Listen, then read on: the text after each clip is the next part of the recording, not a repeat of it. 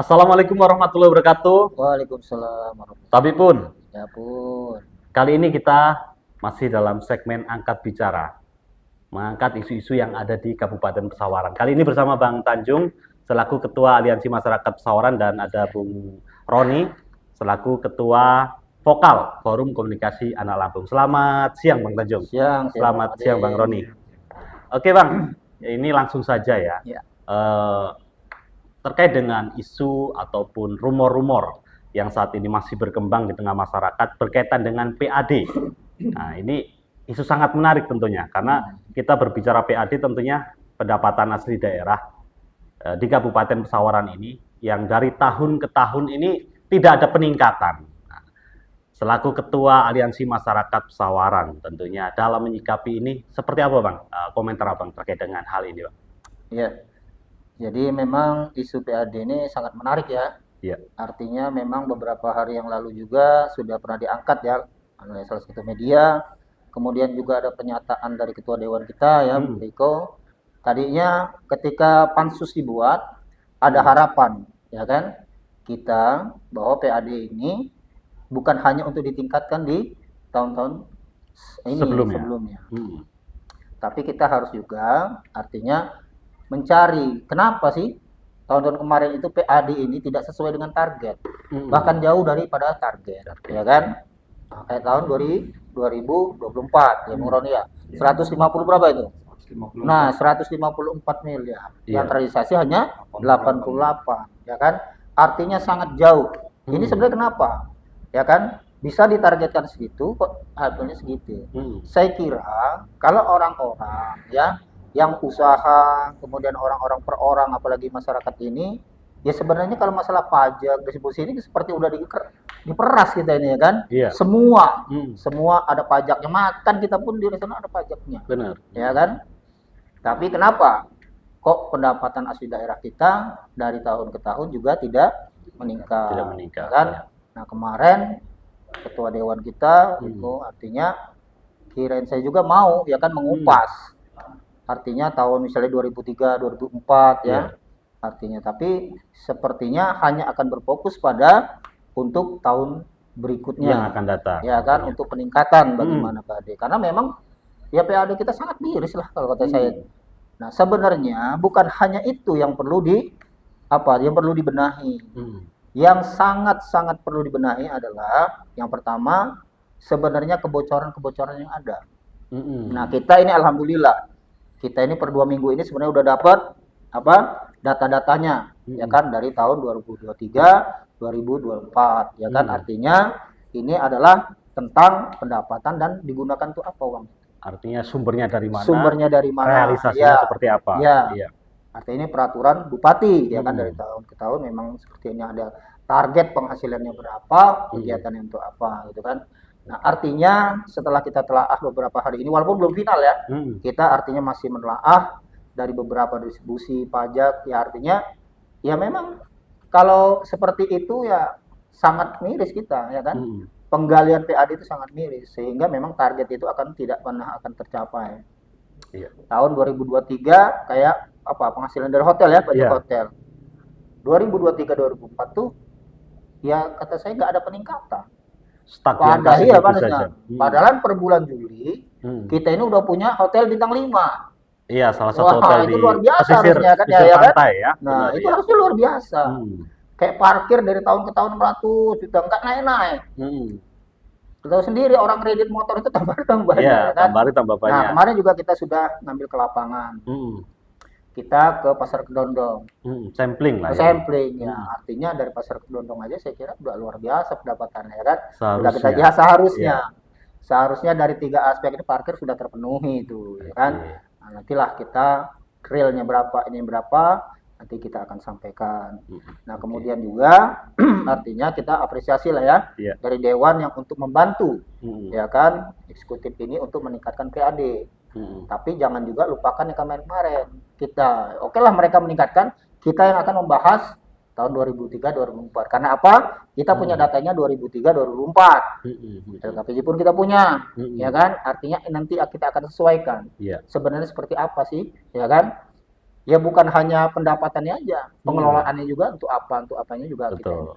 akan kita kaji. Mungkin dari saya seperti itu. Oke, artinya perlunya ada, artinya juga evaluasi di tahun-tahun yang sebelumnya. Ya, Baik, mengenai PAD ataupun sumber pendapatan daerah di Kabupaten Pesawaran ataupun di kabupaten-kabupaten yang lain, tentunya itu ada beberapa sumber yang memang bisa digali tentunya.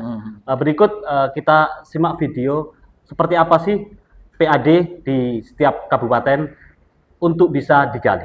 Pendapatan asli daerah, atau PAD, adalah sumber keuangan utama bagi pemerintah kabupaten untuk membiayai pembangunan dan pelayanan publik.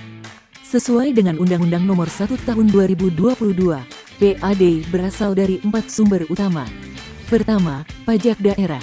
Ini meliputi pajak hotel, restoran, hiburan, reklame, penerangan jalan non-PLN, pajak mineral bukan logam dan batuan, pajak parkir, air tanah, sarang burung walet, PBB perdesaan dan perkotaan, serta BPHTB. Kedua, retribusi daerah, yaitu retribusi jasa umum, jasa usaha, dan perizinan tertentu, seperti parkir, pasar, dan perizinan bangunan. Ketiga, hasil pengelolaan kekayaan daerah yang dipisahkan, seperti dividen dari BUMD dan laba usaha dari PDAM serta unit usaha daerah lainnya.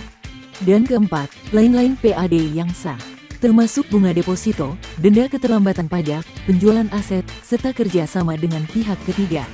Dengan pengelolaan PAD yang baik, daerah dapat mandiri secara fiskal dan meningkatkan kesejahteraan masyarakat. Baik pemirsa, tadi sudah kita putarkan seperti apa sumber pendapatan yang seharusnya didapatkan oleh sebuah daerah ataupun kabupaten. Untuk mungkin kalau khusus di Kabupaten Pesawaran nih, kita sudah bergabung juga bersama kita ada Bang Roni dari Vokal, Bang. Mungkin bisa lebih tajam lagi Bang Roni nih, Bung Roni nih ya. Bung Roni terkait dengan PAD yang seperti saya tanyakan tadi kepada Bang Tanjung.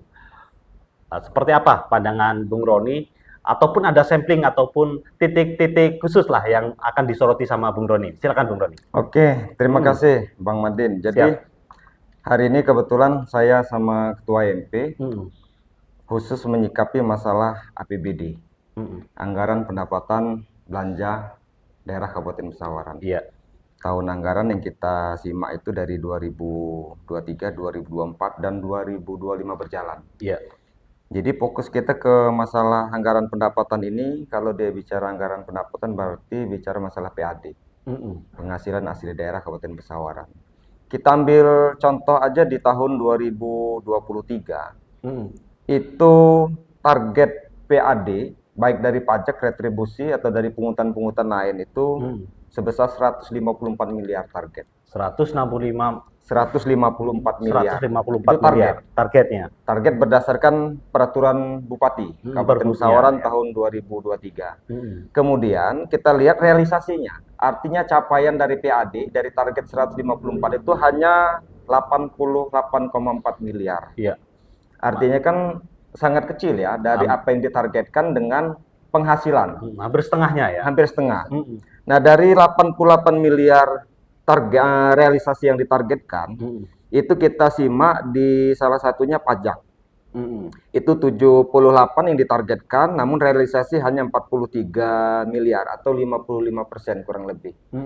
Nah, hari ini juga saya fokus ke masalah retribusi. Retribusi ini ditarget oleh Pemda saat pembuatan Perbup itu 7 miliar. Namun realisasi capaian hanya sebesar 3 miliar, 5 atau 53%. Nah, kita lihat dari retribusi ini sebenarnya seperti yang Bang Tanjung bilang tadi. Dari tahun ke tahun PAD Kabupaten Pesawaran baik dari pajak atau retribusi tidak pernah ada peningkatan. Yang jadi pertanyaan sekarang begini, Bang. Saya sangat yakini bahwa wajib pajak atau wajib mereka yang punya kewajiban retribusi sudah membayar. Ada dugaannya. Nanti kita investigasi bareng-bareng. Ada dugaan bahwa wajib pajak, wajib retribusi itu sudah melakukan kewajibannya, menunaikan kewajibannya. Namun yang kita duga berdasarkan analisa kita ya dari data yang dikeluarkan Pemda sendiri, itu kemungkinan masuk ke kantong-kantong pribadi. Ada dugaan, Ada arahnya ke dugaan. situ. Ya, Iya. artinya gini. Kita ngelihat dari angka ini, Mm-mm. naik turun angka dari tahun ke tahun itu tidak lebih dari 1-2%. Artinya, Mm-mm. kalau dia kenaikan itu seolah-olah ini hanya copy paste bahasanya.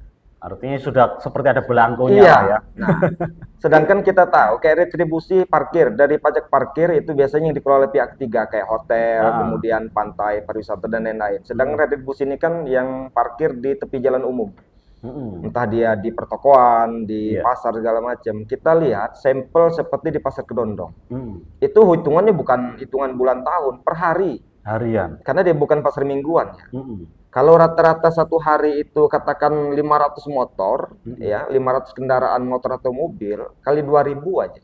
Mm-mm. Dikali 1 bulan kali 1 tahun dari retribusi parkir tepi jalan umum. Sedangkan di tahun anggaran 2023 retribusi dari parkir itu hanya sebesar 229 juta. Satu tahun. Di tahun 2023. Di tahun 2023 itu satu tahun itu hanya 229 juta. Ini berdasarkan data Iya, yang kita iya, terima ya. iya. Ya, artinya bukan mengada-ada. Iya. Ini ada hal yang menurut kami tidak logis, tidak masuk akal, kan? Mm-mm. Bagaimana dari OPT pasar, dari mereka yang punya kewajiban untuk mengakomodir wajib retribusi ini, ya kita curiga apa mereka ini sudah tanda kutip menggelapkan dana retribusi itu sehingga tidak disetorkan ke negara, Iya. sehingga potensi-potensi dari retribusi yang harusnya menyumbang untuk pembangunan Kabupaten Pesawaran jadi terhambat mau nggak mau. Mm-mm. Nah, oknum-oknum inilah yang perlu kita kritisi, karena apa yang disampaikan Bang Tanjung, baik saya selaku vokal, sebenarnya sebagai bentuk dukungan kita, Mm-mm. sebagai bentuk tanggung jawab rasa kecintaan kita dengan kabupaten. Iya. Kita sama-sama tahu dari tahun ke tahun relatif rendah pembangunan Kabupaten Pesawaran. Bagaimana pembangunan nggak rendah kalau penghasilan asli daerahnya minim? Minim. Iya. Bagaimana dia jadi minim? Karena memang ada oknum-oknum Mm-mm. yang menurut analisa saya ya, itu memang terjadi di beberapa OPD yang punya kewajiban menarik retribusi itu. Iya. Jadi mungkin itu Bang, kalau soal masalah PAD sendiri, baik dari pajak, retribusi, kita sama-sama tahu itu ada beberapa sektor yang jadi kewajiban retribusi itu sendiri.